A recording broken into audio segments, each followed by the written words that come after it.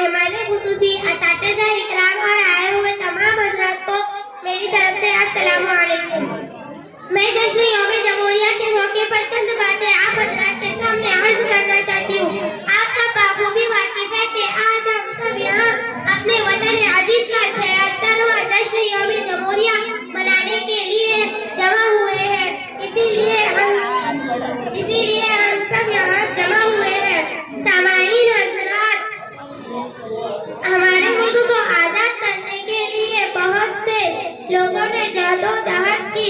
کیوں نہ ہمارے ملک میں مختلف زبانیں بولنے والے مختلف مذہب کے لوگ رہتے تھے، اسی لیے 15 اگست 1947 عیسوی کو ہمارا ملک آزاد ہو گیا اور 26 جنوری 1950 عیسوی کو اس کو ہمارے لیے نافذ کیا گیا۔